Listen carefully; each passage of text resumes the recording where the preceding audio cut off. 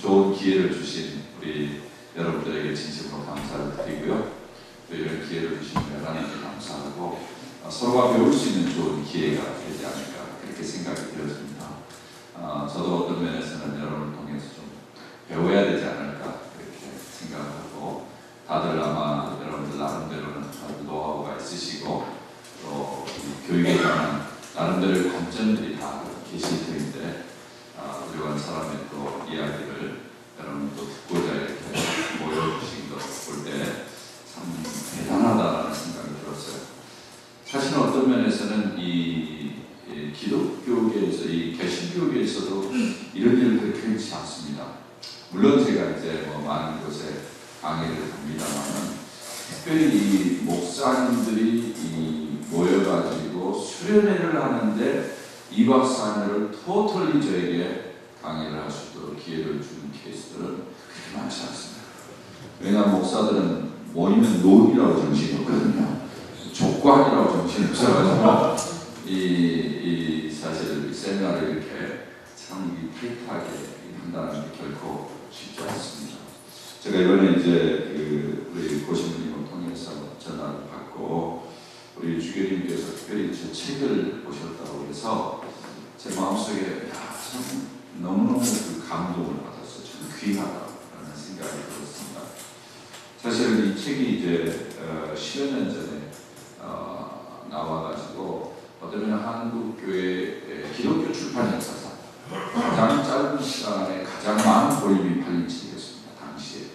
제 이야기가 아니고 이제 그 출판사 관계자 이야기였는데, 사실은 한국교회가 이 부분에 대해서 상당히 갈증을 가지고 있었습니다. 그래서 어떻게 해야 될지 모르겠는데 이 책이 사실 물꼬를 쳤어요. 다른 이 책이 나온 뒤로 한국교회 주일학교 교육이 완전히 한 단계 업그레이드되는 그러한 이제 전기를 많이 했었어요. 그래서 2000년 이제 초반까지 이렇게 갔는데, 여러분 잘 아시다시피 교회의 본질적으로 대부분의 교회는 이제 어른 사역에 집중하지 않습니까? 그러니까 어린이나 청소년 사역에 좀 관심을 갖다가 또 시간 지나면 자연스럽게 또 어른 사역에 집중하면 어린이나 청소년 사역은 소홀히 되고, 또 어린이나 청소년 사역을 하는 교육자들이 열심히, 제가 교육자라면 아시죠? 영어에 좀 상목인가요? 예, 그래서 영어를 상상하면 제가 헷갈리는데 좀 그래도 이해하실 수 있죠? 그래서 교육자들이 일반적으로 이제 어린이나 청소년 사역을 위해서 일을 하다가 조금 지나면 이 또 사역지로 옮겨요. 자꾸 옮기다 보니까 이게 다시 이게 원위치로 돌아가는 그런 현상들이 있었습니다. 그래서 사실은 이 책이 미친 영향이 엄청나게 큰데도 불구하고 또 한국교회는 여전히 이런 부분에서 자라는 다음 세대를 키우는 데 문제를 가지고 있습니다. 그래서 사실은 이제 제가 다시 이 책을 좀 손을 대야 되겠다라고 생각을 해서 사실은 지난 11월에 다시 썼습니다. 다시 썼는데, 다시 쓴 배경은 이제 제가 원래는 대교회에 있었습니다. 제가 이제 교회에 몸을 담은 지는 한 30여 년 됩니다. 여러분 저를 볼 때 어떻게 볼지 모르겠지만 제가 좀 나이가 들어 보니까 젊어 보이니까 젊어 보이니까 감사합니다. 제가 그래도 나이를 먹을 만큼 먹었습니다. 근데 한 30여 년 되는데 저는 한 교회에서 18년을 사역을 했습니다. 그게 이제 석초동의 사랑교회인데, 그 교회가 제가 사임할 때 어린이 청소년이 한 5천여 명, 그리고 어른이 한 18,000 이렇게 됐습니다. 출석하는 사람만, 등록 맞고요. 출석하는 사람만 그렇게 됐어요. 사실 이제 그 배경을 가지고 제가 이 책을 썼어요. 그래서 이제 한국교회 어떤 면에서는 새로운 혁신을 가져다주는 교회 교육의 어떤 이 패러다임을 바꾸는 상당히 중요한 역할을 했는데, 그 뒤로 이제 제가 교회를 개척을 하게 됐어요. 이제 교회를 개척을 하게 된 여러 가지 이유가 있는데, 이 교회를 개척하기 가장 중요한 이유는 제가 이제 이 책을 쓰고 여러 군데 강의를 했는데 그래도 도시 우리 수도권은 좀 나아요. 근데 이 지방에 갈수록 상당히 열악해요. 그래서 지방에 많은 분들이 어떤 면에서는 교회를 이렇게 가야 된다, 이래야 산다, 이렇게 이야기를 함에도 불구하고 정서상 못 따라와요. 그러면서 하는 이야기가, 목사님, 우리 교회는 숫자가 적어서 못합니다. 대한민국에 우리 국회의원 어떤지 모르겠습니다. 대한민국에 80~90% 이상의 교회가 어른 한 200명 전후로 됩니다. 200~300명 교회. 어른 200~300명 교회면 어린이는 한 50여 명, 그리고 청소년은 10명, 20명 이렇게 됩니다. 근데 그런 데서 사역을 하는 사람들이 대부분이 목사님, 우리가 정서적으로는 동감하고 그렇게 해야 된다고 생각하는데 우리 교회 같으면 어떻게 하겠습니까? 뭐 그렇게 적어도 저는 똑같이 하죠. 근데 그분들이 정서상 못 받아들여요. 그리고 이것이 큰 교회에서 나왔다는 거죠. 그리고 큰 교회에서는 사람 있죠, 돈 있죠, 다 있으니까 뭘 못하겠느냐. 그런 이야기를 하는데 제 마음속에 부담이 있었습니다. 어떤 부담인가 하면 그러면 내가 밑바닥부터 해야 되는 거 아니야. 그래서 내가 밑바닥부터 한번 경험을 해서 어떤 면에서 한 명도 없는 데서부터 시작해가지고 한 명을 전도해가지고 그 아이를 중심으로 해서 교육을 해나가고 계속해서 키워나가는 그러한 어떤 모델을 내가 한번 좀 경험해야 되지 않겠는가. 이것이 사실은 제가 교회를 개척하게 된 첫 번째 이유입니다. 그래서 저는 사실은 교회를 개척할 때 아무것도 없이 시작을 했습니다. 제가 큰 교회에 있었지만 저는 인력 지원, 재정 지원 하나도 없이 시작했어요. 왜냐하면 제가 일부러 이 밑바닥부터 좀 경험을 키워놓기 때문에. 그래서 학생 한 명이 없어가지고 학생 한 명 쫓아다니면서 전도하는 그때부터 이제 사실은 제 새로운 여정이 시작했어요. 그래서 제가 교회를 개척하게 됐고, 또 하나 이제 교회를 개척하게 된 이유 중에 하나는 제가 신학교에서 가르치는데, 여러분 잘 아시다시피 1990년대 후반과 2000년대 초반에 걸쳐서 한국 교회에 이 큰 교회들이 대부분 목사의 직을 아들한테 이렇게 넘겨주는 그런 일들이 많이 있었어요. 세습이라고 그러죠, 세습. 목사들을 세습하는 거예요. 담임 목사들을 세습하는 거예요. 이런 현상들이 이제 자꾸 한국교회에 있으면서 신학교회 같은 경우 신학생들이 이제 저한테 하는 이야기가 그래요. 목사님, 요즘 목회를 하려면요 황태자 그룹에 들지 않으면 목회를 못합니다. 이런 이야기를 하더라고요. 그래서 야, 황태자 그룹이 뭐냐 그랬더니 나중에 들어보니까 이 황태자 그룹이라는 것이요 목사의 자녀들을 황태자 그룹이라는 거예요. 근데 앞으로 목사의 자녀가 돼야 목회를 할 수 있다는 거예요. 그리고 어떤 신학교에서는 진골 성골이라는 용어를 써요. 목사의 자녀를 진골이라고 그러고 장로의 자녀를 성골이라고 그러는 거야. 그러니까 최소한 장로의 자녀 정도는 돼야 목회를 할 수 있다는 거죠. 여러분 뭐 한국교회를 잘 아시지 않습니까? 그러니까 한국교회 대부분이 이제 장로교 그 흐름을 갖고 있기 때문에 교회 안에서 이 장로들이 끝발이 있잖아요. 그런 사람들이 입김들이 있기 때문에 이 장로님들이 이 담임 목사를 추천하는데 중요한 역할을 합니다. 요즘 대부분 한국교회. 그러다 보니까 장로님 정도의 가족이 있어야 된다. 장로의 아들이 되든지 사위가 되든지 목사의 아들이 되든지 사위가 되든지 이래야 목회를 할 수 있다는 거예요. 이것저것도 없는 사람을 해골이라고 그러거든요. 네.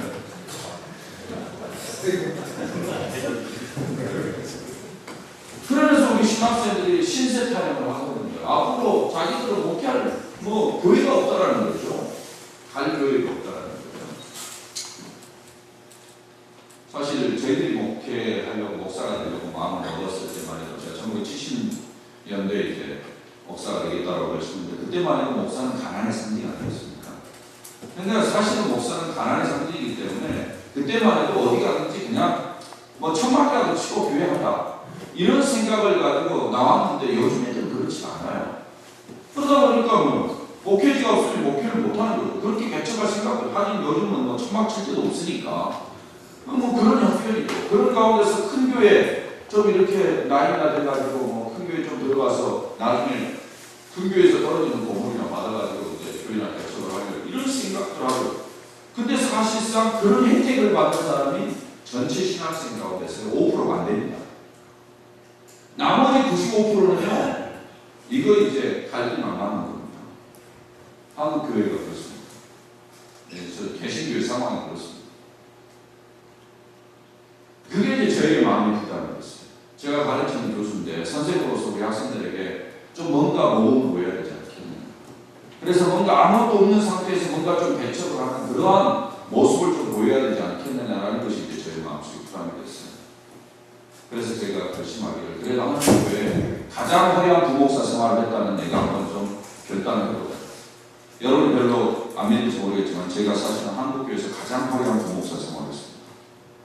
대우도 그렇고 지명도 했어도, 뭐 대우는 저보다 좀 더 받은 사람들이 아마 압구정동의 성만교회에 어떤 나이 드신 목사님이 있었을지 모르겠어요. 그러나 대우나 그 다음에 지명도에 있어서만큼 저를 따라올 사람이 없었습니다. 부교육자 중에서. 1990년대 부교육자 중에서 저처럼의 지명도를 가진 사람이 한국교회에 없었죠. 네, 대부분의 부목사는 담임 목사를 이렇게 하는 입장이었지 부목사가 이렇게 지명도를 갖고 하는 경우는 없었어요. 다 화려한, 진짜 화려한 그러한 어떤 부목사 역할을 했지만 다 내려놓고 밑바닥부터 그러면 한번 해보자. 이것이 제가 사실은 목표를 하게 된 또 하나의 이유 중에 하나입니다. 그 다음에 제가 목표를 하게 된 가장 중요한 이유가, 제가 사실은 2003년에 교회를 개척을 했는데 그때 당시 제 나이가 40대 후반이었습니다. 그때 개척을 하는데 실제로 그 전에 저의 인생을 쭉 돌이켜봤더니 제가 뭐 이런저런 면에서 이 말도 많이 했지만 제 마음속에 어떤 부담이 있었는가 하면 한순간에 목회에 대한 부담이 딱 생기는 거예요. 무슨 말인가 하면요, 제가 교회를 중심으로 계속 일했는데 제가 교회를 이제 서초동에 있는 사랑교회를 사임하고 저는 이제 학교에서 티칭하고 가르치고 교수 사역하고 제가 만든 그 제라보면 인터넷 교육기관을 비영리 법인 하나 운영을 하고 있는데 하나님께서 하마침에 제 머릿속에 그냥 딱 때리는 거예요. 야, 너 그렇게 있다가 나한테 올래? 이게 저를 아주 쳤어요. 가만 돌이켜보니까 제가 목사가 되겠다라고 나설 때 참 하나님 앞에서 그래도 내가 성도 한 명을 붙잡고 목양을 하겠다라고, 목회를 하겠다고 나섰는데 돌이켜보니까 제가 큰 교회에 있으면서 저도 모르는 사이에 이 시스템에 물들어가지고는 진짜의 한 영혼을 붙잡고 실현해본 경험이 많지 않더라고요. 물론 제가 가르치기도 했죠. 교육도 하고 제자훈련도 시켰어요. 그럼에도 불구하고 진짜 한 영혼을 부여하고 내가 저들을 위해서 씨름하며 하나님 앞에서 고민하며 갈등한 적이 별로 많지 않더라고요. 그래서 하나님 앞에 섰을 때 내가 하나님 앞에 뭐라고 이야기할까? 이것이 저를 딱 때렸어요. 그래서 제가 사실 후반이 됐지만 어떤 면에서 육신이라는 것은 뭐 쓰다가 가는 거니까 뭐 제가 잘 관리를 하나 어쩌나 뭐 안 써도 뭐 육신 늙어가는 건 사실이니까, 그래서 사실 제가 결단을 내렸죠. 이게 첫 번째. 그래서 저는 아무도 없는 상태에서 재정지원도 하나도 없이 사실은 들어가면 안 될 곳에 들어갔습니다. 그것이 제가 분당에 들어간 거예요. 사실 그곳에서 이제 교회를 개척해가지고 지금까지 이르렀는데, 제가 왜 이야기를 하는가 하면요, 실제로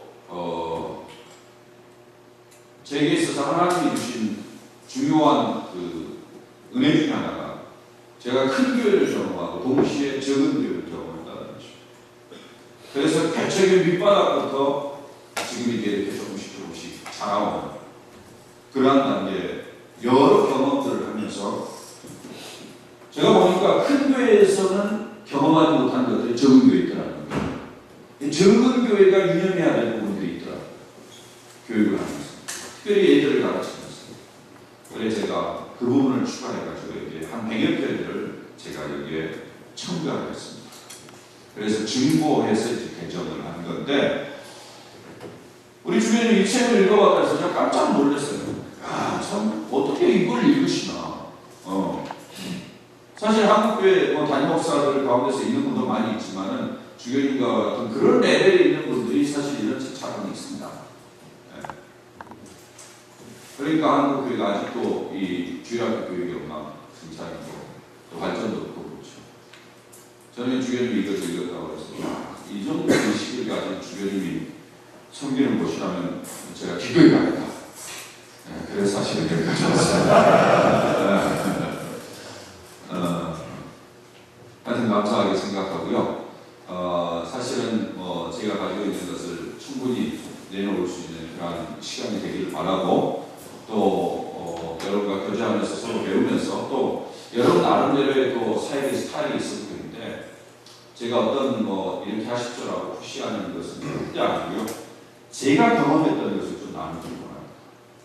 그리고 하나님이 저를 통해서 일하셨던 부분을 제가 좀 여러분과 공유하기 원하고, 여러분이 아마 컨텍스트가 많이 다르겠지만 그러나 그 가운데서 여러분 많은 힘차를 얻을 수 있지 않을까, 제가 이런 이제 조심스러운 생각하면서 여기까지 왔습니다. 그래서 여러분과 함께 여러분도 뭐 좀 배운다 이렇게 생각하지 마시고 그냥 들어보면서 아 저런 부분도 있구나 이렇게 생각하시면서 또 내가 좀 쓸만한 것이 뭐가 있을까 생각하시면 피차 유익한 시간이 되지 않을까 그렇게 생각합니다. 괜찮겠죠? 네. 제가 먼저 이제 강의를 시작하면서 제 개인적인 이야기부터 좀 이야기를 끌어가는 것이 여러분에게 좀 도움이 될 것 같습니다. 제가 교육에 몸을 담은 지 30여 년이 됐다고 했는데요. 저는 1984년도까지는 우리 애들과 직접 부대끼면서 이렇게 신앙생활을 했습니다. 그리고 1985년도부터는 우리 애들을 직접 지도하기보다는 우리 애들을 지도하는 선생님들을 지도하고 우리 애들을 지도하는 교육자들을 지도하고 그리고 애들을 위해서 만든 이제 필요한 프로그램들을 만드는 그런 일들을 하면서 이렇게 지내왔습니다. 근데 제가 신앙생활을 하면서 또 애들을 지도하면서 제 마음속에 늘 오래전부터 가지고 있는 고민이 있었어요. 그게 뭔가 하면은 왜 한국교회는 주일학교는 내가 어렸을 때 경험했던 주일학교나 내가 어른이 돼가지고 가르치는 주일학교나 이렇게 똑같을까? 이렇게 변화가 없어요. 이런 생각이 들었어요. 그러나 제가 어떤 조치를 취하거나 그런 형편이 못했어요. 근데 제가 교육에 대해서 좀 더 이제 심각하게 생각을 하게 된 것은 교육의 현장을 떠나고 난 다음에 교육의 현장을 떠나서 밖에서 이렇게 보니까 더 많이 들어가는 거예요. 여러분 그렇잖아요. 사람이 장이나 바둑을 둘 때 자기가 직접 두면 수가 잘 보여 안 보여요? 잘 안 보여요. 그러나 밖에 나와서 보면 어떻습니까? 보이지 않습니까? 그래서 뺨을 맞더라도 훈수라는 것을 들은 거 아니겠습니까? 그러니까 제가 이제 어린이나 청소년을 직접 지도하다가 밖에 나가서 이제 직접 지도하지 않고 우리 교육자들과 선생님들을 지도하면서 보니까 이게 더 정확히 보여요. 이런 모양으로 도대체 앞으로 어떻게 될까라는 고민을 제가 하고 있습니다. 그러나 제가 어떤 조치를 취하면 형편이 못했습니다. 근데 제가 교육 가운데서 중요한 결단을 내야 될 시점이었습니다. 그게 1988년도입니다. 1988년도면 올림픽이 있던 때인데 세상은 막 급속도로 변화되고 발전되는 그런 상황이었어요. 그런 가운데서 교회 교육은 전혀 변화가 없어요. 그런 고민이 하나 저기 있었고 또 한 가지의 고민은 저의 개인적인 고민과 연관이 됐습니다. 그때가 제가 목사 안수를 받은 지 한 3년, 4년쯤 되는 해였습니다. 여러분도 잘 아시다시피 목사들이 일반적으로 가는 길이 비슷합니다. 신학교를 졸업하면은 풀타임 전도사가 됩니다. 그 다음에 전도사가 되면 그 다음에는 강도사라는 거 들어보셨습니까? 남의 걸 훔치는 강도가 아니고 이 강도, 그러니까 도를 강론할 자격을 준다. 그래가지고는 이제 강도사라는 것을 합니다. 요즘 이제 많이 없어지고 중목 뭐 이런 개념으로 씁니다만은 강도사를 1년 딱 하게 돼 있습니다. 1년. 그러니까 인턴십 비슷한 거죠. 인턴십 아니면 레지던트 비슷한 그런 개념이라고 이야기하죠. 강도사 1년 하고 그리고는 이제 목사 안수를 받습니다. 목사 안수를 받으면 대부분 이제 부목사부터 시작을 하죠. 그리고 부목사 한 4년, 5년 되면 자연스럽게 어디를 향해서 가게 되는 거 아니? 담임 목회를 향해서 가게 됐습니다. 이것이 일반적으로 목사들이 가는 길입니다. 그래서 저도 목사 안수를 받은 지 3년, 4년 됐기 때문에 하나님께서 나를 앞으로 어떻게 쓸 건가? 담임 목회를 하도록 할 것인가? 아니면 또 다른 사역을 하도록 할 것인가? 이런 고민을 하게 됐습니다. 저는 원래 담임 목회를 하기 원했습니다. 신학교 간 사람 중에 목사 되겠다는 사람 중에 어떤 면에서는 교회를 맡아서 담임 목회를 원치 않는 사람은 거의 없을 것입니다. 다 담임 목회를 원하는 거죠. 근데 제게 계속해서 부담을 오는 게 뭐였는가? 주일학교에 대한 부담이었어요. 하나님이 저에게 주신 메시지가 있어요. 너 주일학교에 대해서 고민하고 연구하고 있는데 너 주일학교를 봐라. 그래도 주일학교가 발전하려면 누군가 좀 자리를 들고 앉아서 5년, 5년, 10년, 10년 좋은 것대로 문제가 되는 것대로 좀 정리를 하면서 발전을 시켜야만이 주일학교가 발전하지 않습니다. 기껏해야 2년 3년 있고 사람이 바뀌는 이런 상황 가운데서 무슨 주일학교 발전을 기대할 수 있겠느냐 라는 것이 하나님이 저에게 주신 도전이었어요. 사실 그래요. 여러분 교회 상황 다 뻔히 아시니까 그렇습니다만 한국교회 주일학교 제가 천주교는 배경은 잘 모르겠습니다. 한국교회 주일학교 대부분 이제 파타임 전도사들이 하든지 풀타임 전도사들이 합니다. 그 대부분이 2년 3년 있다가 그냥 거쳐가는 거죠. 거쳐가고 그 다음에 목사가 되려면 자연스럽게 어느 사이로 조금 더 옮겨가 버립니다. 이 주일학교 사역이 2년 3년 하고 그냥 끝나는 거예요. 대부분. 이런 가운데서 무슨 주일학교 발전을 해요? 여러분 사회를 보십시오. 그래도 사회에 무슨 일이 발전하고 그러려면 누군가 좀 자리를 들고 앉아서 5년, 6년, 10년, 10년 이렇게 해야 사회가 발전하지 않겠습니까? 그런데 주일학교는 그렇게 많은 사람이 바뀌고 그렇게 많은 세월이 지났음에도 불구하고 옛날 공부한 목표를 딱 있더라는 거예요. 그래서 제가 고민하고 있는 게 하나님께서 저에게 주신 메시지가 야 네가 좀 네가 그래도 고민 많이 했으니까 네가 좀 하는 것이 낫겠냐. 그래서 하나님 앞에 기도했어요. 기도하다가 제가 결정을 내렸습니다. 하나님이 제가 평생이 될지도 모르겠지만 한번 제가 이 분야에 헌신을 하겠습니다. 그리고는 제가 이 주일학교 사역을 위해서 헌신을 하기로 작정을 했어요. 그런 주일학교 사역에 본격적으로 딱 뛰어들었는데 문제가 생겼어요. 어떤 문제가 아니 제가 실력이 없다. 제가 실력이 없다는 이야기는 제가 시중에 나와 있는 프로그램들을 갖다 쓸 만한 실력이 없다는 이야기가 아닙니다. 저는 시중에 나와 있는 프로그램들을 갖다 쓰는 데는 탁월한 능력을 가지고 있습니다. 여러분이 안 믿는지 모르겠지만 저는 1976년도부터 어린이 선교회, 파이니어 선교회라는 선교회의 몸을 담고 있었습니다. 그 선교회는 주일학교 교육에 필요한 사람과 그 다음에 자료가 있었습니다. 여러분 어떤 한 분야의 전문가가 되려면 그 분야의 자료와 그 분야의 전공한 사람만 꿰뚫고 있으면 그 분야에서 전문가가 될 수 있어요. 맞아요? 틀려요? 맞죠? 그런 게 다 있었기 때문에 저는 금방 갖다가 우리 애들에게 써먹을 수 있었어요. 그래서 우리 애들이 너무 좋아했어요. 다 잘한다고 그랬어요. 그런 면에서 제가 실력이 없다는 얘기입니다.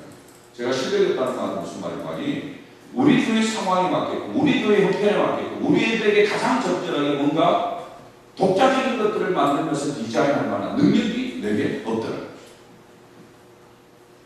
그래서 하나님 앞에 기도했어요. 하나님, 제가 이 분야에 헌신하고 싶은데 제가 실력이 없어서 안 되겠어요. 제가 공부할 수 있는 기회를 좀 주시죠. 그래서 제가 1989년도에 유학을 떠났습니다. 유학을 떠났는데 제 머릿속에서는 한국 교회에 대한 고민이 있었어요. 많은 질문들이 있었어요. 그래서 제가 유학에 가서 이 질문에 대한 해답을 찾으면서 제가 공부를 했습니다. 제 유학 기간이 3년이었습니다. 그래서 3년 동안에 저는 공부를 다 마쳤는데 제가 질문하는 것에 대한 해답을 어느 정도는 찾아가지고 제가 기부를 했습니다. 기부를 했을 때 제 머릿속에는 한국교회에 돌아가서 내가 한국교회 주일학교를 이렇게 바꾸려라는 청사진을 준비해가지고 기부를 했는데 여러분 아시다시피 그렇습니다. 교육에 있어서 중요한 것은 내가 무엇을 가르칠 것인가의 내용을 준비하는 것도 중요하지만 더 중요한 것은 가르침을 받을 학생들이 지금 어떤 형편에 있는가를 아는 것이 중요해요. 맞아요? 맞습니다. 맞죠? 마찬가지로 어떤 변화를 시도하는 데 있어서도 내가 어떤 변화를 시도하고자 하는 아이디어를 갖는 것도 중요하지만 더 중요한 것은 변화의 대상이 되는 주일학교가 어떤 형편에 있는가를 아는 것이 중요해요. 맞아요? 맞죠? 그래서 저는 준비한 청사진을 감췄어요. 그래서 저는 주일학교를 분석하기 시작했습니다. 저는 주일학교를 모르는 사람이 아닙니다. 저는 주일학교를 잘하는 사람입니다. 그 현장에 있었기 때문에 제가 잘합니다. 그럼에도 불구하고 좀 더 객관적으로 제가 주일학교를 분석해야 되겠다고 생각합니다. 왜냐하면 현장에 대한 정확한 분석이 있을수록 정확한 대안을 마련할 수 있습니다. 현장에 대한 분석이 퍼지할수록 그 대안은 퍼지합니다. 희미합니다. 그래서 저는 주일학교를 분석하기 시작했습니다. 주일학교를 분석하는 데 있어서 여러 가지 방법이 있습니다. 근데 저는 주로 사람을 중심으로 해서 주일학교를 분석하려고 마음먹었습니다. 주일학교에는 세 부류의 사람이 구성을 이루고 있습니다. 아마 제가 봤을 때 저도 마찬가지라고 생각하는데 첫 번째로는 학생이 있습니다. 그렇죠? 두 번째 누가 있습니까? 교사가 있습니다. 교사가 있죠. 그 다음에 또 누가 있습니까? 교육자가 있죠. 사목들이 있죠. 예, 여러분도 주일학교 맡은 사목이라고 합니까? 예, 사목이 있죠. 이 세 부류의 사람이 있습니다. 부모도 연관이지만 부모는 약간 이제 곁에 나가 있으니까 이 세 부류의 사람이 지금 주일학교 교육에 대해서 어떻게 느끼고 있냐? 그걸 알면 주일학교 힘들어서 금방 알 수 있다는 거죠. 제가 제일 먼저 학생들을 만났습니다. 제가 왜 여러분에게 이야기를 하는 거 아니에요? 여러분의 주일학교 교육이 달라지길 원하고 여러분의 주일학교가 좀 새로워지길 원한다면 여러분 현장을 정확히 하죠. 그러려면 이 과정을 좀 거쳐가시는 것이 필요하기 때문에 제가 이 과정을 설명드립니다.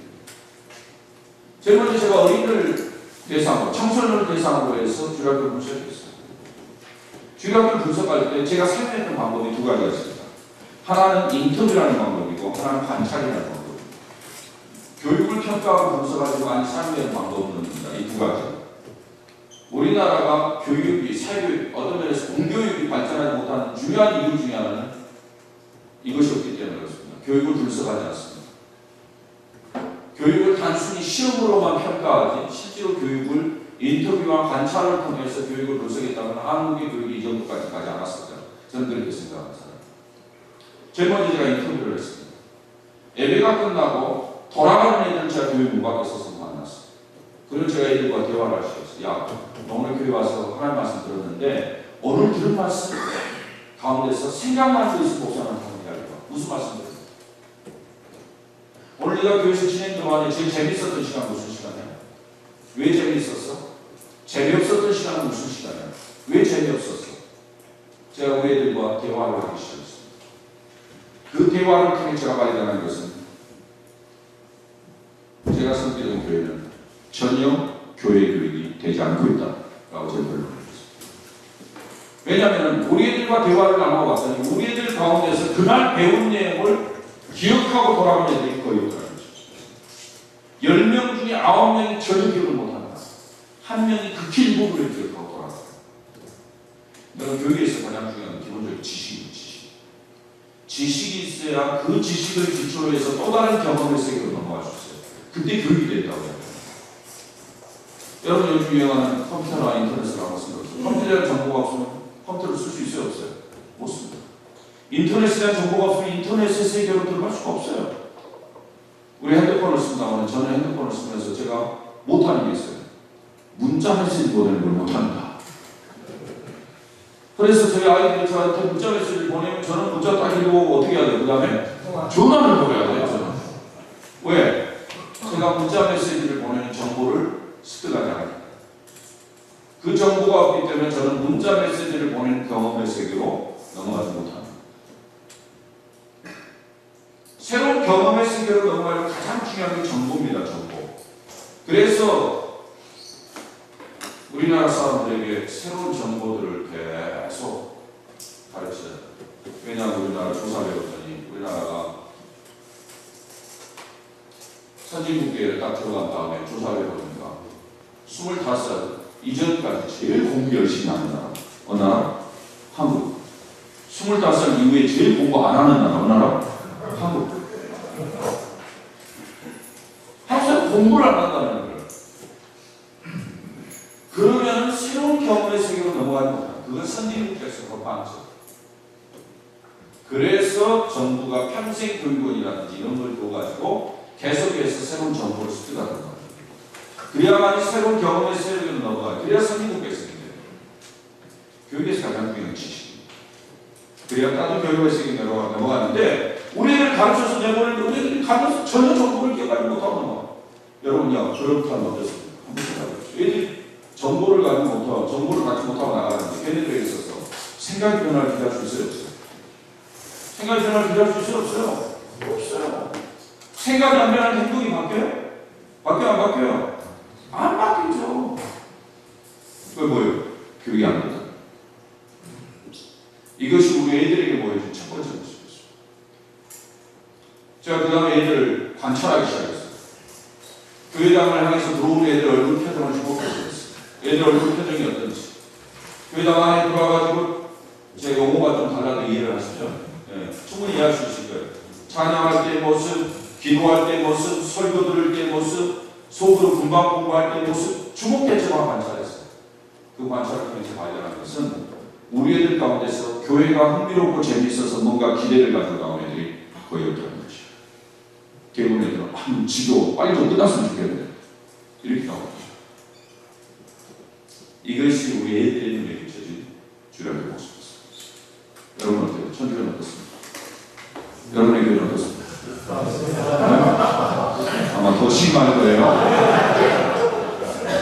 제가 알기로는 더 심한 걸로 알고 있어요. 제가 서울대교 교육국장한테 들어봤더니 더 심하고 더 심하다. 제가 그 얘기를 들었어요. 이런 주일학교에서 자유할 줄은 없습니다. 한국교회도 마찬가지입니다. 계십니다. 그 다음에 제가 이 자료를 가지고 누구를 만나는 거예요? 선생님들.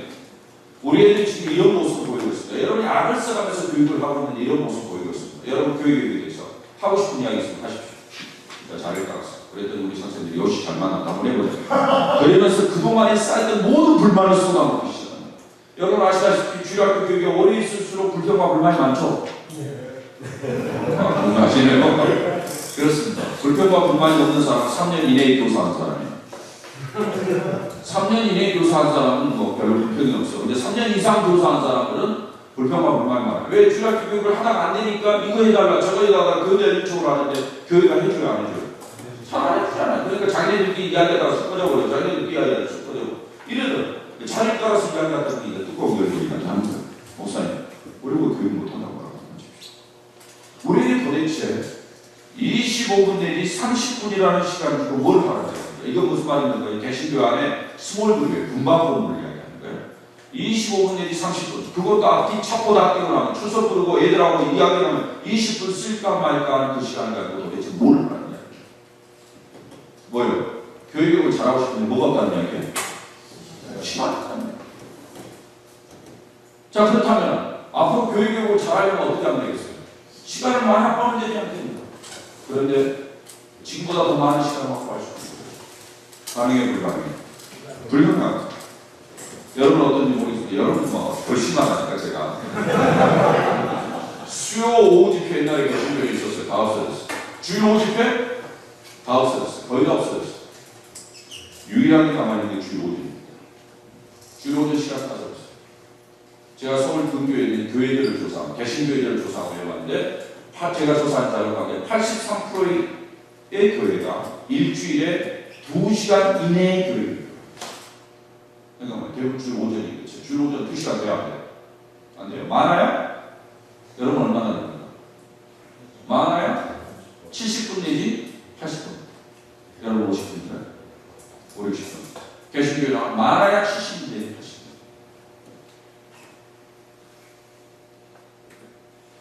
그 이상을 저는 시간 확보할 수 있냐? 불가능합니다. 애들을 불러올 수가 없어요. 점점 그런 상황에서 무슨 교육을 이게 첫 번째로 시간을 두 번째 선생님들은 목사님 시간이 없어서 제발 공간이 좀 있었으면 좋겠습니다. 라는 이야기예요. 여러분 어떤지 모르겠지만 개신교들 일반적으로 공간이 부족합니다. 네. 그래도 어느 정도 애들에게 교육을 하려면은 애들이 다른 그룹으로부터 영향을 받지 않고 뭔가 집중해서 한 20분이라도 방해받지 않고 교육을 하면 교육 효과가 있는데 개신교는 그러지 않고 개신교 분방학과 갈 때 어떻게 한다습니까? 의자들 장의자가 앉아있죠. 노예처럼 그러면은 선생님 앉을 수고 애들 앉을 알고 선생님 앉을 수고 애들 앉을 알고 선생님 앉을 수고 애들 앉을 알고 이렇게 앉아있어요. 그럼 선생님이 여기에서 이야기하면 애들이 이렇게 쳐다봐요. 나중에 목이 아파가지고는 고개를 숙이면 이 눈이 누구를 보게 되면 한 칸 앞에 있는 선생님을 보게 되죠. 그러면 이 선생님이 열받아요. 왜 애들이 나를 안 보고 그 선생님을 봐? 그래가지고 막 소리를 지르기 시작해요. 그러면 한 칸 뒤에 있는 애들이 야 저 선생님 왜 저렇게 소리를 지르냐? 그래도 쳐다봐. 그 선생님이 소리 지르 수리식단에 아수라다니까. 이게 교육이에요. 그러니까 어떤 교육을 하겠냐? 여러분 어떻습니까? 여러분 좀 낫습니까? 네. 낫습니다. 네. 공간이 없잖아요. 대한민국의 두 교회 중에 한 교회는 한국 개신교 교육 공간이 없습니다. 이런 상황에서 무슨 교육을? 교육을 잘하고 싶은데 뭐가 없다는 거예요? 공간이 없어요. 앞으로 교육을 잘하는 거예요. 교육 공간을 더 많이 올릴 수 있느냐? 불가능해요. 나름대로 성장하는 교회에서 좀 참았다면 뭐 공간 좀 준비했던 차원에 좀 준비했던 차원에 물론 최근에 여유가 있는 교회가 있어요. 어떤 교회가니 옛날에 애들이 많이 나왔다 요즘 다 떨어져 버리고 안 나와요. 그런 교회는 공간에 여유가 있습니다만 그렇지 않은 공간에 여유가 없습니다. 그렇다면 우리의 숙제는 뭐냐? 제한된 공간 속에서 어떻게 하면 애들의 집중도를 높이면서 애들에게 영향을 있는 교육을 할 수 있겠느냐? 이게 우리의 공간. 사실 교육 공간 이야기가 나왔을까 말이에요. 대한민국의 교회는요, 이 개신교회는 교육적인 용도로 이 교육권이 기한되지 않았습니다. 아마 제가 봤을 때 청교도 비슷하죠. 대표적인 장자는 교육적인 용도로 빵점. 제가 장자를 놓고 분반 공부를 소그룹을 할 때가 개인자를 놓고 소그룹을 할 때 비교 분석하기 위해서 비교를 추가해서 살펴봤어. 어떤 것이 집중도가 높은 것 같아요? 개인자 훨씬 더 높습니다. 장자는 선생님 여기 본 사람, 얘들 딴 잡혀요. 여기 본 사람 딴 잡혀요. 훨씬 더 소음이 많습니다. 그래서 제가 제일 먼저 교회에서 바꾸는 것 중에 하나는 장자를 앞섰습니다. 제가 장자 몇백 개를 다 대처교회 목사한테 줬어요. 대처교회 목사님은 얼마나 저를 좋아했는지. 그런데 우리 장로님들은 열받았어. 왜? 부목사가 장자를 내보내 장자 하나가 몇십만 원씩 하는데 아마 다른 사람이 내보냈으면 쫓겨났을 거예요. 부목사보다 장로가 훨씬 더 급하게 있으니까. 안 그렇습니까? 그렇죠. 쫓겨났죠. 제가 내보내서 안 쫓겨났어요. 왜? 제가 오래 있었거든요. 한국교회는 역시 좀 짬밥이 필요합니다. 그래야 교회만을 신고합니다. 네. 제가 봤을 때는 이 장자는 교육적이죠. 개인들은 바로 딱 있으면 여기 앞에 애들이 확 있어요. 집중도가 훨씬 좋아요. 그러니까 한국교회 상황에서는 제가 봤을 때는 장자가 안 되면 차라리 맨바닥이 나올 수도 있어요. 오히려 맨바닥에 애들이 둘러앉으면 되는데 한국 문화는 방바닥 문화니까. 그런데 늘 거기에 문제는 또 하나 있어요. 애들이 방바닥에서 늘 배깔고 엎드린다는 데 문제가 있어요. 네.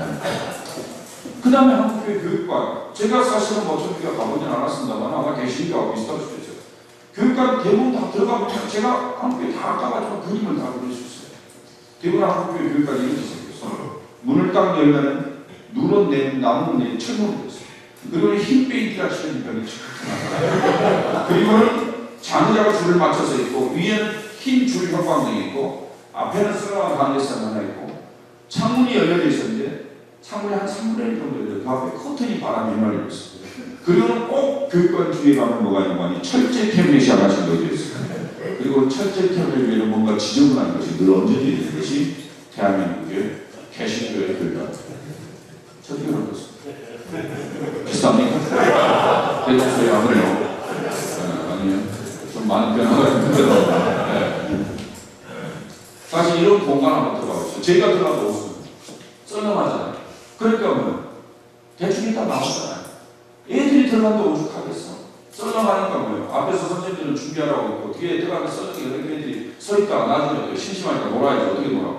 의자 밑으로 기어다니면서 놀고 나중에 의자 위로 넘어다니면서 놀다가 시간이 됐을 거예요. 땡땡땡 애들아 얘기하죠. 모였는데 애들이 마음에 안정이 안 되잖아요. 그러니까 옆에 들어가 수시로 장난하고. 그럼 어떤 선생님이 애들 떠든다고 주고 말하려고 하면서 두들겨. 얘들아 조용해라 조용해라 조용해. 이게 개신교의 모습입니다. 조용해라 조용해. 자 우리 선생님 애들 떠든다고 뭐라고 하잖아. 애들이 떠들 수밖에 없는 여건과 환경을 만들었고 무슨 애들 떠든다고 뭐라고 하잖아. 어른 애들인데 봐봐라 떠들 만한 분위기가 그렇지 않잖아. 왜 애들이 그렇게 안 만들어요? 애들은 오히려 환경에 영향을 많이 받지. 어른 환경을 극복할 능력이라 그렇지. 내가 만드니까 여러분 사람이요 떠들 수 없는 분위기가 있어요. 여러분 어때요? 천주교에서 애들이 들어가면 많이 안 떠드나요? 안 떠들죠? 안 떠들어요? 안 떠들어요. 개신교회만 열심히 들어요. 사람이 떠들 수 없는 분위기가 있어요. 저는 그 분위기가 그래서 일명 무드가 있는 분위기라고 그렇게 이야기합니다. 그래서 가능한 교육과는 무드가 있는 분위기를 창출하라. 이게 제 캐치프레이즈.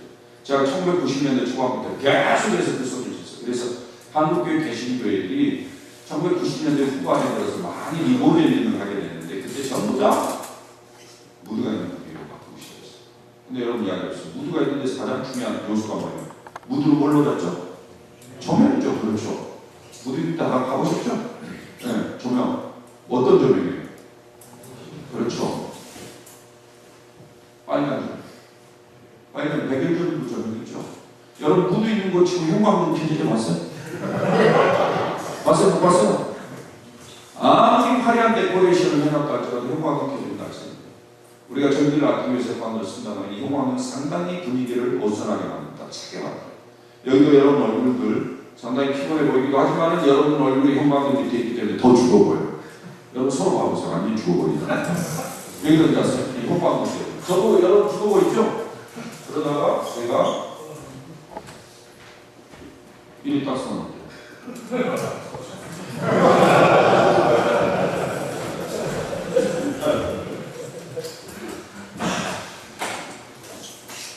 제가 약간 공사를 했어요.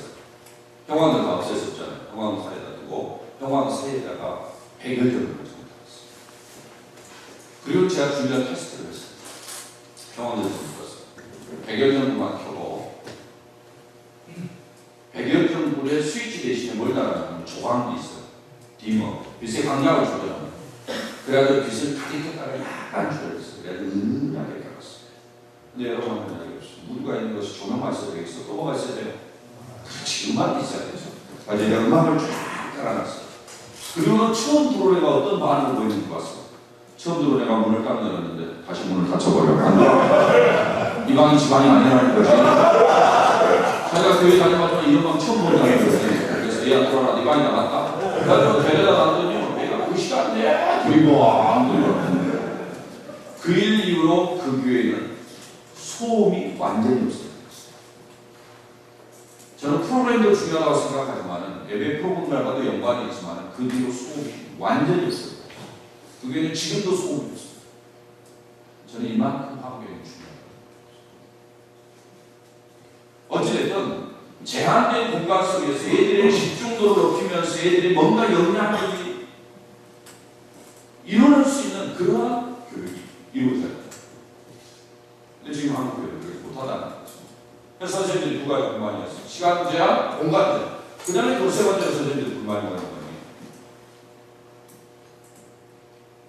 목사님, 우리 교회는 교육 철학이 없어요. 교육에 대한 방향성도 없어요. 어떻게 교육해야 될지도 몰라요. 교육자들 왔다 금방 바꿔요. 많은 불평받고 교보제도 잘 안 사줘요. 교육훈련도 잘 안 시켜줘요. 대부분 선생님들이 이런 거죠. 제가 그 불만을 알고 있습니다. 그러고 난 다음에 제가 발견한 것은 많은 선생님들이 이런 열악한 여건과 함으로써 교육을 하면 더 잘 안 되는 것 때문에 심한 좌절감과 낙담감에 빠집니다. 그래서 대부분 선생님들이 목사님 이거 뭐 할 필요 없습니다. 그냥 우리 예배만 듣고 끝내고 합시다. 소그룹 할 이유가 없습니다. 사실은 소그룹이 왜 중요한지 제가 이번에 이제 강의할 이야기 소그룹이 상당히 중요한 거예요. 근데 소그룹 하도록 합시다. 목사님. 뭐 이건 의미가 없습니다. 예배만 듣고 저도 어떨 때는 예배만 듣고 끝내고 가버리고 싶은 생각을 하고 있습니다. 이게 선생님들의 중요한 모습입니다. 그 당시에 교육자들 만났어요. 교육자들 어떻게 생각하는지. 교육자 자료를 가서 교육자들 하고 싶은 이야기 있으면 다 해요. 그랬더니 대부분의 이야기는 선생님들과 동일한 이야기가 나왔어요. 그런데 선생님들에게서 이야기 나오지 않는 게 하나 나왔어요. 뭔가 한국 교육의 문제는 시간의 문제도 아니고 공간의 문제도 아니고 바로 사람의 문제입니다. 무슨 얘기? 준비된 교사, 헌신된 교사가 없다. 사실 그렇습니다. 저는 지금까지 30여 년 교육을 하면서 제가 한 가지 발견한 것은 시간의 공간의 제한이 있음에도 불구하고 그걸 극복하는 것이 있어요. 바로 사람. 제가 연초과정 모든 선생님에게 6명 내지 7명의 학생을 맡아요. 그러면 5개월 제가 금방 기한 어떤 선생님은 걔네들 데리고 10명, 12명을 묵혀놓는 선생님인가 하면 어떤 선생님은 걔네들 데리고 2명, 3명을 줄여놓는 선생님입니다. 그럼 다시 이야기하고 선생님 왜 이렇게 애들이 줄어듭니까? 애들에게 전화도 하시고 연락도 하시고 애들 좀 불러내서 맛있는 것도 좀 사주고 정 돈이 없으면 교회가 돈을 줄 테니까 애들 좀 여기 좋아하는 떡볶이나 보라볶이도 좀 사주시고 피자를 좀 사주면서 애들 좀 불러내시고 라고 이야기하면서 선생님 뭐 하는 이야기 목사님은 나한테 안 나올 애들만 골라서 줘가지고 나를 이렇게 하는 이런 선생님이 있어요. 이런 선생님들 내고 뭘 하는 거예요? 이게 선생님 교육자들. 자, 그렇다면 앞으로 교육을 잘하는 겁니다. 준비된 교사, 헌신된 교사를 많이 확보하면 되지 않겠냐? 지금보다 헌신된 준비된 교사를 많이 확보할 수 있느냐?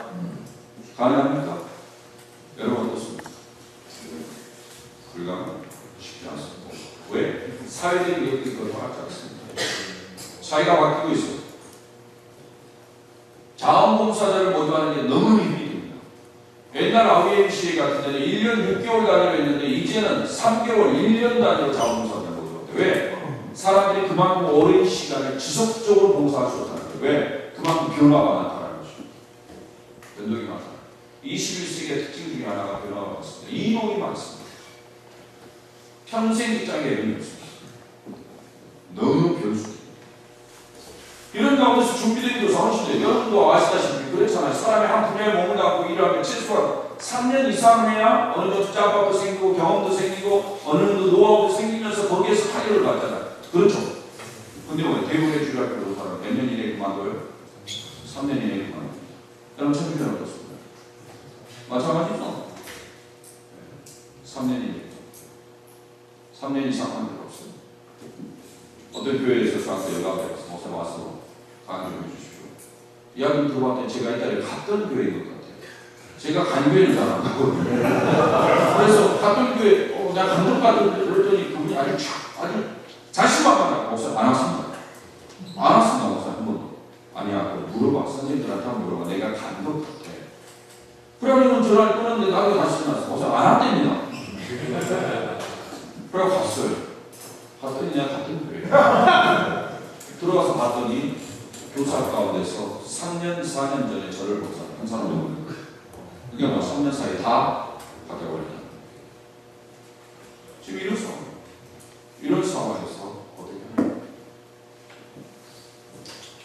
이게 사실은 이제 한국 교회에서 아마 천주교도 여러분도 아마 열받을 것 없어요. 이런 문제라고. 제가 분석한 교회의 현황은 이렇습니다. 자, 이 모습을 보고 제가 내린 결론은 이렇게 가다가 한국 교회는 5년 내지 10년 후면 자연 도태될 가능성이 있다. 제가 그렇게 결론을 했습니다. 제가 1990년도 초반에 92년도에 제가 이와 같이 돌아와서 이렇게 분석해보고 제가 내린 결론을 했습니다. 아니나 다를까 그런 현상이 나타나는 것이었습니다. 한국 개신교회는 1990년대를 지나면서 내리막길을 가는 것이었습니다. 어린이 청소년 싹 빠졌죠.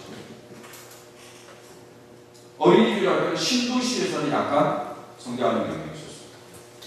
그러나 대부분의 청소년은 신도시에서도 내려갑니다. 그런 현상이 제가 우리 교사들에게 그랬어요. 우리 가만히 있으면 다 죽는다.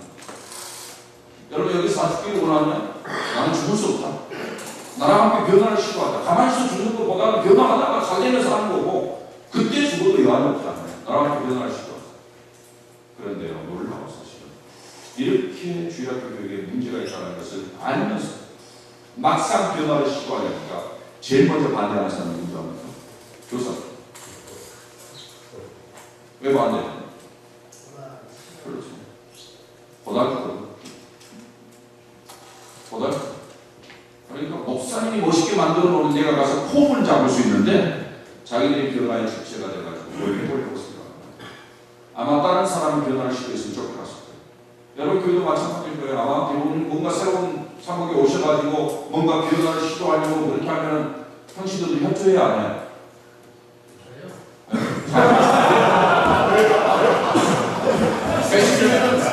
배신교회는 뒷짐지고 있어요. 얼마나 하나 보자.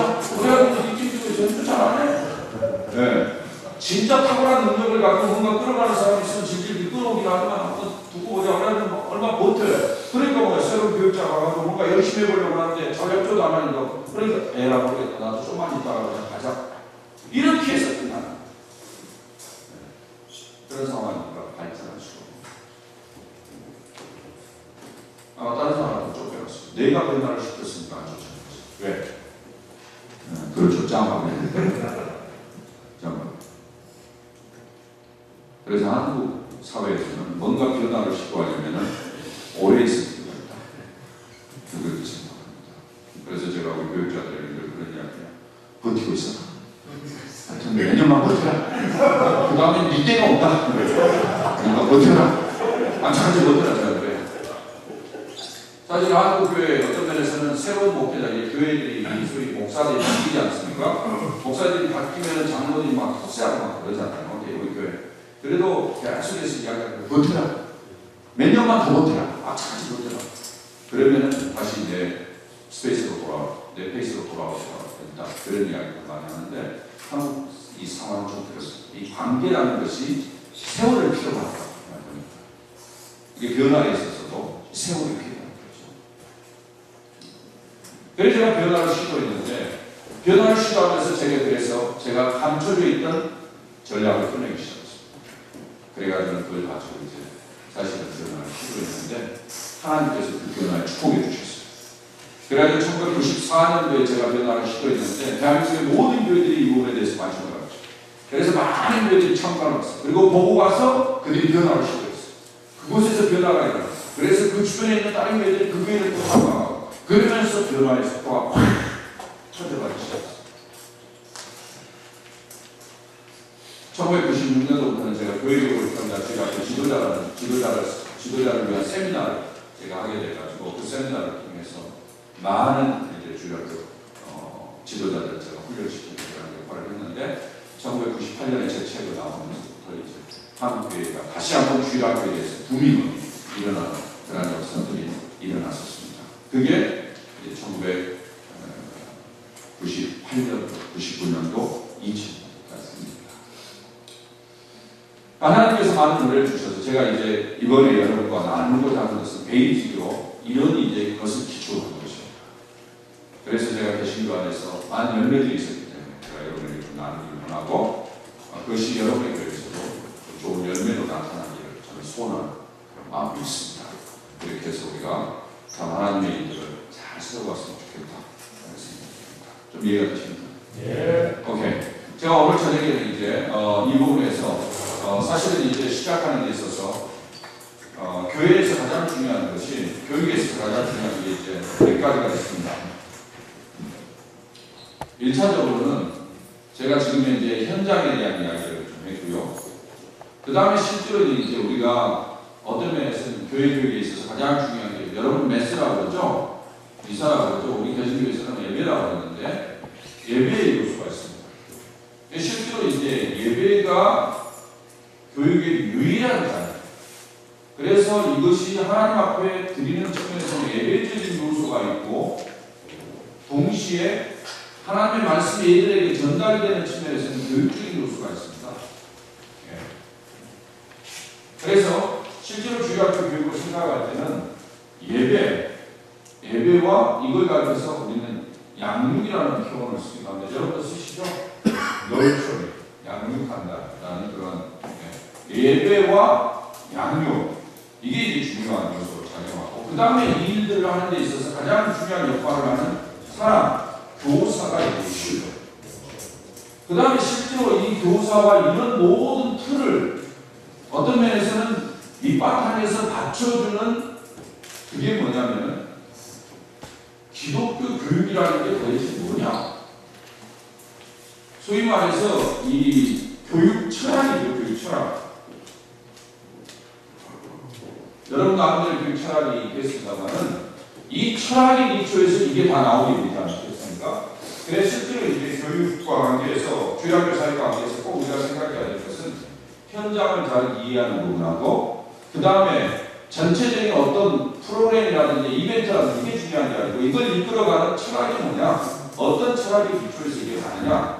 이게 가장 중요한 거고 그 다음에 이제 주일 5년 집회를 생각했을 때 예배를 어떻게 하면 메스를 효과적으로 영향력 있는 메스로 살릴 것입니다. 예배로. 예배 개념을 잘 이해하고 이 예배와 연관돼서 어떤 이슈들이 덧붙여야 될 것입니다. 이게 이제 중요한 또 하나의 요소죠. 그 다음에 이제 교육 관계에서는 어떻게 하면 애들에게 하나님의 말씀, 영향력 있는 말씀으로 애들의 삶을 바꾸고 그런 말씀으로 다가갈 수 있도록 할 것인가. 이게 이제 교육 방법론과 연관된 중요한 이슈죠. 그리고 이런 일들을 해나가는 교사들을 우리가 어떻게 키워낼 것인가. 자원봉사들. 이게 사실은 어떤 면에서는 주일학교 교육의 처음이자 마지막이 될 수 있지 않을까 그렇게 생각합니다. 여기다 좀 더 추가한다면 이제 주일학교 교육이 이런 것들이 원만하게 돌아가고 어떻게 하면 행정 시스템을 이렇게 준비할 건가 이게 이제 하나 더 언급돼야 될 부분이죠. 제 책에는 이제 이런 것들이 쭉 나와 있고 여기에 이제 하나 더 이야기를 한다면 실제로 이제 와 있는 애들을 이렇게 가르치는 것도 중요하지만 결국은 새로운 애들을 데려오는 일이 또 어떻게 우리가 해야 될 것인가. 이게 이제 주일학교 교육의 또 하나의 이슈가 되는 거 아니겠습니까? 그래서 실제로 이제 주일학교 교육하면은 이런 요소들이 이제 중요한 이슈로 다뤄져야 될 것 같아요. 그래서 이제 이번 기회에 바로 이런 부분들을 제가 좀 여러분에게 말씀을 드리려고 합니다. 그래서 이 틀 속에서 여러분이 하나하나씩 좀 체킹해 나가면은 아마 이번 기회에 전체 이제 교육의 어떤 그림을 그리는 데는 좀 도움이 될 수 있지 않을까 그렇게 생각합니다. 그래서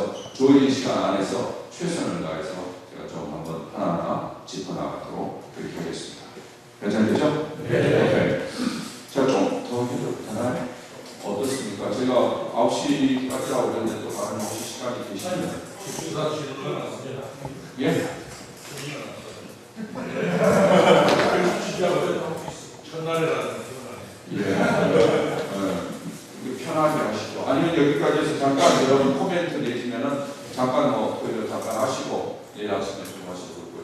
목사님, 신부님 말씀하신 것처럼 좀 피곤할 수도 있고 그러니까 지금 이야기하는 것 중에서는 코멘트를 좀 하시죠. 코멘트 내지는 좀 질문이 있어요. 목사님 바로 강의 중에 강의 뒤에 그러니까 내 강의 뒤에 목사님이 하신 그 주제에 관한 어떤 질문 이런 시간을 주십니까? 제가 알기로는 우리 보시부님이 그렇게 디자인을 내 강의 때마다 매 강의 때마다 주제마다 그렇죠.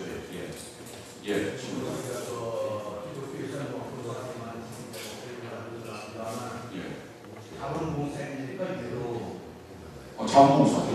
그럼 돈 줬다가는 그 돈을 어떻게 감당합니까? 그 돈을 감당 못합니다. 유료 교사를 쓰게 되면 교사가 되니까 유료 교사 썼다는 교회가 문 닫죠. 유료 교사 쓸 만큼 여유가 안 돼요.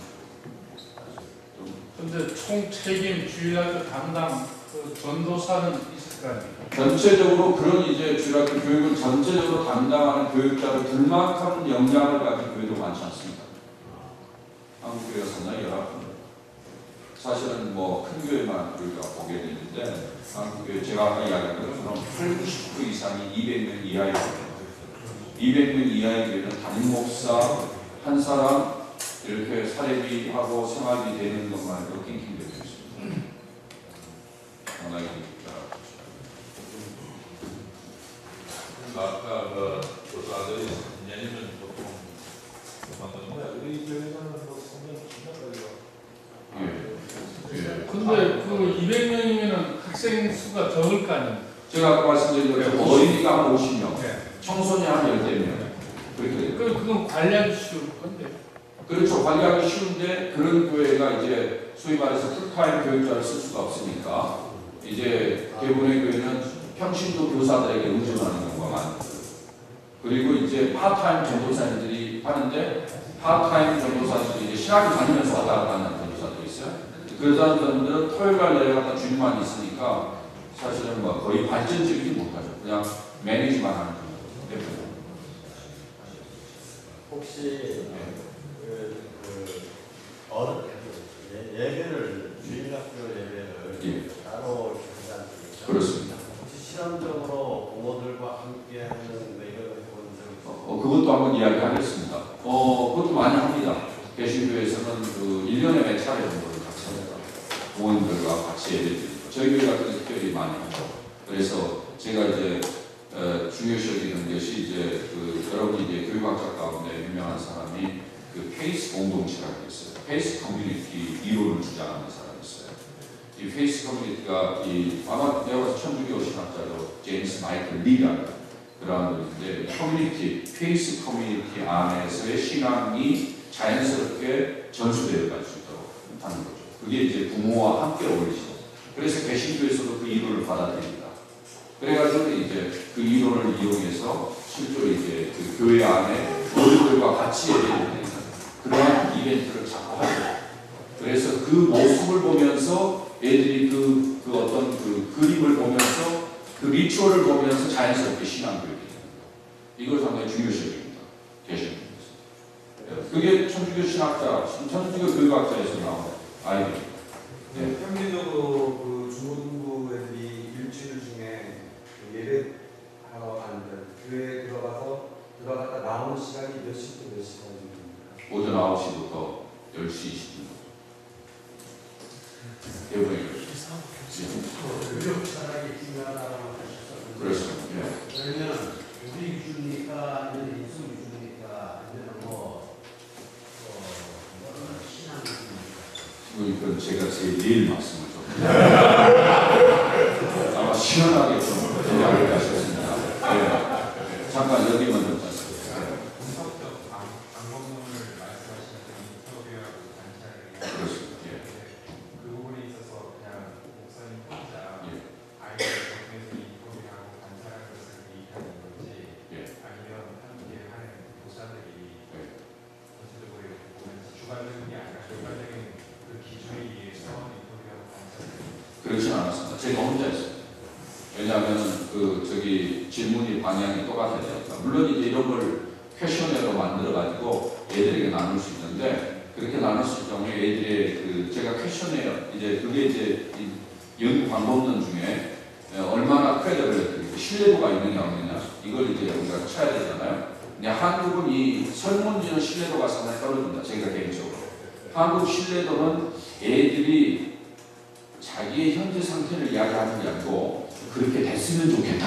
이걸 많이 표시합니다. 그렇기 때문에 신뢰도가 확 떨어져요. 제 개인적으로 봤을 때 그렇습니다. 그래서 제가 이제 그걸 방법을 사용하고 연구 방법론을 쓸 때는 이제 이걸 소위 연구 방법론 용어는 qualitative 이런 이제 그 질적 연구라고 그러죠. 그리고 설문지로 하는 것은 quantitative 양적 연구라고 그러는데 이 질적 연구는 숫자가 적어도 훨씬 더 가치가 있습니다. 그 인터뷰하는 대상이 적어도. 그래서 제가 그것을 택했습니다. 예, 질문 말씀하시죠. 그 현장 환경 중에서요. 네, 뭐 장수나 뭐 이런 것도 필요하지만 예산이 제일 중요할 거라고 생각합니다. 그렇습니다. 그래서 뭐 전체 예산 중에 어느 정도를 주일학교 이런 그 학교에다가 사용을 하시는 건지 또 그 예산 안에 또 그 교사들에게 뭐 어떤 유급이 있는지 아까 유급은 없고요. 유급은 없고 대부분 이제 자원봉사고요. 애들을 위해서 한국교회 전체적으로 이야기하면은 어린이나 청소를 위해서 예산 잘 안 씁니다. 거의 안 씁니다. 그리고 뭐 나중에 서로 이야기하면 한국교회 교육이 얼마나 감사한지 아십니까? 아버의 탄수가 아버의 네. 자모애들도 감사합니다. 이야기를 해보세요. 한국교회가 아마 제가 봤을 때는 여러 교회도 비슷할 거예요. 교인들이 자기 자식에 따라서 관심도가 달라져요. 자기 자식이 유치부에 있으면 어느 부서가 제일 중요해요? 유치부가 제일 중요해요. 걔가 청소년부가 어디가 제일 중요하죠? 청소년 중요해요. 걔가 대학 청년부에 가면 대학 청년부가 중요해요. 그 다음에 졸업하면 하나도 안 중요해요. 그러면서 하는 이야기가 뭐 주일학교 교사들은 늘 그렇게 밥만 먹냐? 주일학교 교사들이 교육 때마다 밥을 많이 먹잖아요. 그러니까 밥 먹는다고 막 이야기하고 그냥 난리를 펴요. 그래서요, 교회 중에 오래된 교회일수록 어린이 청소년이 안 됩니다. 교회의 중요한 결정권자들이 이미 다 자기들이 다 켜버렸어요. 아마 천주교도 그러실 거예요. 대부분의 결정권자들이 자기들이 켜버렸기 때문에 관심 두지 않습니다. 대신으로 마찬가지죠. 예산적으로 여름 신학교나 겨울 캠프 같은 거 이런 것들 다 하는 것 같은데. 그렇습니다.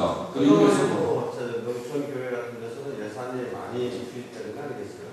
그럴 수 있죠. 그럴 수 있죠.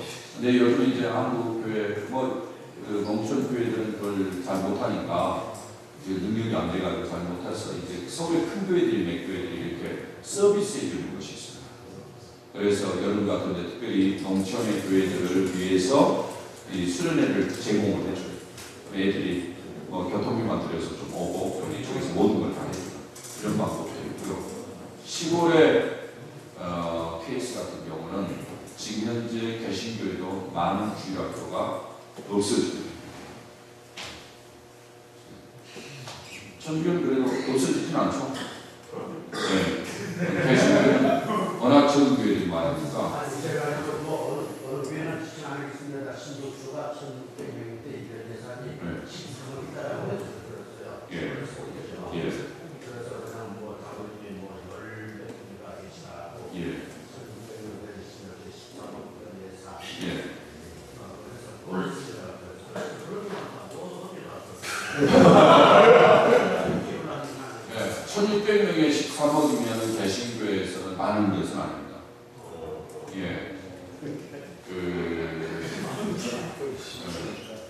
그렇게 많은 것은 아닌데, 그래도 뭐, 적은 것은 아닐 수 있습니다만은, 1,600명 되면 13억이라는 돈이 이제, 신문이 보실 때 상당히 많을 수도 있지만은, 들어가는 게 많습니다. 그러니까 개신교회들이 일반적으로 이제 예산을 쭉 보시면 여러분이 뭐 다 한 번씩 검토해 보시면 알겠지만 이제 일단은 교육자들이 들어가는 예산이 있고요. 교육자들에게 들어가는 예산이 이제 교회마다 퍼센테이지가 좀 다릅니다. 대부분이 제가 봤을 때는 예산 중에서 10% 내지 15% 이렇게 되죠.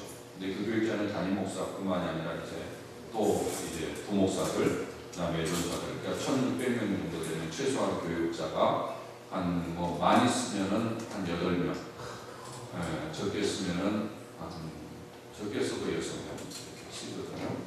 그렇게 이제 쓰게 되고, 그다음에 파트타임 교육자들도 있고, 그러니까 거기에 지출되는 비용이 좀 되고요. 그다음에 이제 그런 분들과 관계해서 이제 그 교회 이 퍼실리티 관리하는 비용도 적고요. 그다음에 교회는 선교비 포션이 적용됩니다. 그래서 해외 선교비 포션이 이제 뭐 교회마다 좀 다를 수 있겠습니다만 일반적으로 교회가 뭐 15% 내지 20%는 갈 만한 선교비를 나가는 그런 이제 모습을 좀 띄고 있고요. 그러니까 그런 것들이 뭐 13억이 아니고 아마 그돈 별로 남지 않을 거예요. 제가 봤을 때 별로 남지 않을 거예요. 그냥 소속되면서 갈 겁니다.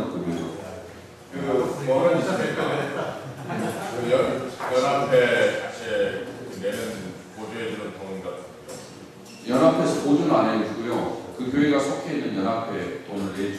내는 게 어느 퍼센트가 뭐? 퍼센테이지가 그건 뭐 10% 내라고 그러는데 그렇게 다 못하고요. 왜냐하면 개교회가 운영하는 데 어려우니까.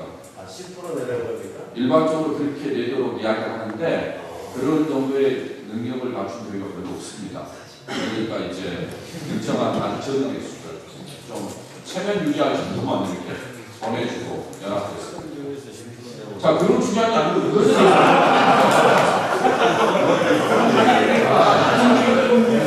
그것이 조금 인성지 물어봐요. 지금 강의하고 이게 물어봐야 이게 나오는 거지. 전체적으로 개신교 예산이 많다고 생각하는데 이런 예산이 없다고 하니까 이런 좀 이해가 안 되는 거예요. 그렇습니다. 그러니까 전체로 많은 것에 비해서는 적다는 이야기죠. 전혀 없다는 것은 아니고요.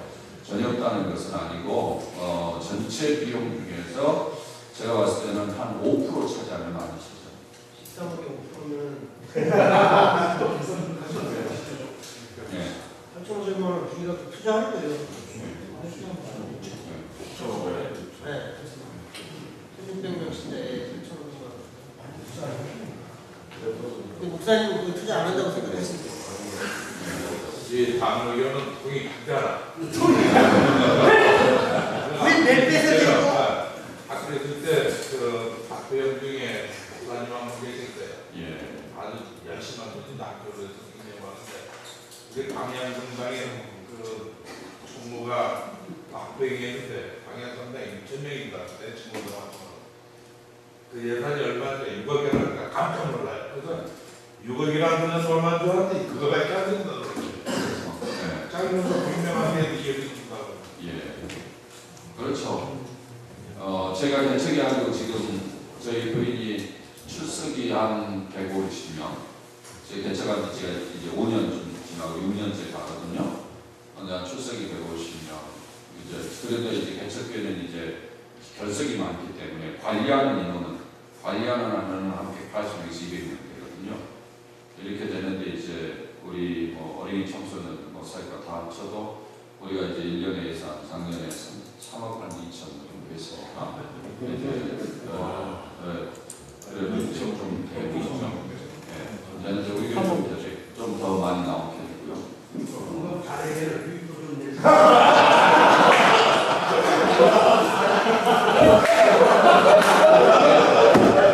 그래서 이제 사실은 헌금을 잘 하도록 해야 되거든요. 그것은 제가 봤을 때는 우리 목회자들이 교육해야 되고 가르쳐야 되고 강조해야 된다고 생각합니다. 근데 이제 헌금을 저는 하나도 이야기 안 해요. 헌금 이야기. 제가 개척이 지금까지 헌금 이야기 한 번도 한 적이 없습니다. 네. 잘 듣습니다. 저희도 사목자, 교육자 그 앞에서 돈 이야기를 하는. 그러니까 그건 방법이 아니고. 밥을 마시고 하는 아무것도 돈 이야기를 보면 한 시간 가리는 걸 가보죠. 그러니까 그렇습니다. 그러니까 저희 교회에서 뭐 하는 데도 있죠. 근데 저는 잘 안 하고요. 헌금이야 뭐 본인이 은혜를 받고 감동이 돼야 사실은 돈은 그렇죠. 마음이 가는 것을 가는 거죠. 그건 혹시 교사들에 대한 그 교육에 대한 문제가 있습니다. 아마 제가 봤을 때는 이건 교사분들이 제일 마지막 나가죠. 네, 네. 저도 이미 교육부 팬입니다. 사실은 아니야. 그러시군요. 사실 교사 문제가 가장 큰 이슈입니다. 이슈가 아마 제가 봤을 때는 여러분도 이 교사도 훈련 제대로 시키기가 쉽지 않죠. 예. 저도 이제 큰 교회일수록 이제 교사도 훈련시키는 것은 수월해요. 왜냐하면 사람들 불러다가 이렇게 훈련시키면 되는데, 근데 적은 교회일수록 교사 훈련시키기가 더 어렵습니다. 그래서 제가 이제 서울에서 오래 그동안 안 하다가 제가 적은 교회를 해보니까 적은 교회 심정을 알겠어요. 그래서 교사도 훈련시키고 싶어도 못해요. 그리고 몇 명, 뭐 사목이 이렇게 몇 명 데리고 훈련시키기가 보통 어려운 게 아니에요. 그래서 연합으로 좀 해주기 위해서 제가 이제 교사 훈련 프로그램을 오파를 해가지고 좀 시켜주기도 하고 그랬는데, 그런 것들을 아마 여러분이 연합적으로 좀 하면은 도움이 되지 않을까 그렇게 생각합니다. 네. 네. 배운 것 중에 사실상. 저는 위해서 그 대형교회에서 네. 목사로서 오랫동안 계셨고 그런 모든 것을 포기하시고 아주 작은 대중교회에서 그 청소년들 주의하는 사역을 똑같이 하셨는데 그 부활의 자리에서 좀 다른 어떤 문제점이라든지 그들에게 다른 그런 상당히 많죠. 그러니까 몇 가지 이슈를 이야기한다면은 큰 교회는 애들을 불러올 이유가 없어요. 그만 왔으면 좋겠다. 우리 그랬어요. 공간이 없으니까. 그러나 개척교회는 안 하는 거예요. 개척교회는 안 오고 또 이 전도를 하면은 제가 들어간 지역이 아주 열악하죠. 제가 분당인데, 분당 여러분 요한성당 아시죠? 분당이나 좀 요한성당에 나가시고 있어요. 그래서 상당히 많습니다. 그리고 제가 분당에 몇 년도에 들어갔는가 하면은 도시가 개발된 지 14년이 지났다는 거였어요. 이게 도시가 개발된 지 14년이 지났다. 그러면은 그건 들어가면 무덤입니다. 그러니까 왜냐하면 신도시가 개발될 때 교회는 같이 들어가야 됩니다. 그래야만이 교회에 오지. 그렇지 않아. 그런 다음에 이제 같이 들어갈 때 춘추전국 시대가 끝나고 10년이 지나면 다 정지가 되버립니다. 그래서 서바이벌 못하는 교회는 다 나가고 서바이벌 교회만 남아있어요. 분당이 그렇거든요. 여러분 분당 지역은 좀 아십니까? 분당이 아니고 분당은 대한민국의 큰 교회가 됐습니다. 분당이 인구가 40만, 그러니까 서울로 이야기하면 한 구에 불과합니다.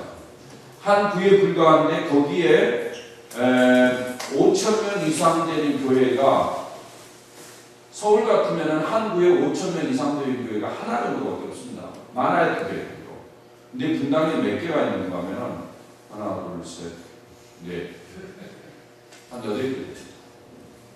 그러니까 분당은 상당히 교회가 많아요. 그래서 전체 교인의 퍼센트 중에 제일 교인의 비율이 높은 곳이 분당이라고 그러거든요.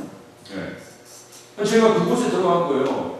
제가 왜 들어갔냐면 돈이 없어서 들어갔어요. 돈이 있으면 다른 데 가려고 그랬는데 돈이 없으니까 장소를 구할 수도 없죠. 장소를 못 구하는데 어떤 분이 저한테 목사님 이거 쓰십시오 하면 내진 공간이 하나 있었어요. 그게 분당이었어요. 근데 그게 지하였어요. 이게 열악한 거예요. 그러니까 분당 딱 가봤더니 지하교회 개척교회는 가지 마라. 소문이 딱 났어요. 사람들이 오진 않고요. 그 다음에 14년 동안 개신교가 얼마나 전도지 돌립니까? 전도지 돌리니까 사람들이 전도지에 그냥 치를 떨고 있어요. 그러니까 이 전도지 보면 보자마자 거리는 거예요. 애들 전도를 했는데요. 애들 전도하면 그 앞에 전화번호 딱 가르쳐줘요. 그래가지고 다음 주에 뭐지? 하여튼 주중에 전화를 하지 않습니까? 전화를 딱 하면은 전화번호 틀린 거예요. 경험하십니까? 야, 경험 안 하셨네. 여러분 네. 그게 왜 그러느냐? 애들이 14년 동안 하도 전도를 당해가지고 지네 엄마가 누가 전화번호 가르쳐주라면 다 그거는 틀리게 가르쳐줘라. 틀리게 가르쳐줘. 실제로 이런 면에서 전혀 열악합니다. 그 다음에 그룹이 크면은 앞에서 예배를 인도하는 데 있어서도 훨씬 더 다양합니다. 근데 2명, 3명 안 돼요. 예배를 인도하는 생각을 완전히 다르죠. 이게 다릅니다. 그래서 제가 사실은 이제 지금의 섹스를 보고서 이유가 되는 이유는 바로 거기에 있는 거죠.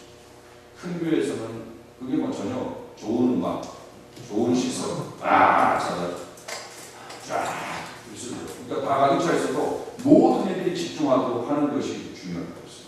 큰 교회에서는 그게 이슈예요. 그러나 적은 교회에서는 두세 명. 그래서 소리를 내고 집중시키는 게 중요한 게 아니라 한 명 한 명을 따로 다루는 거 봐주죠. 방향이 달라요. 그런 것이 참 아마 제가 이야기하는 조금씩 하고 있는 거예요. 자, 여기까지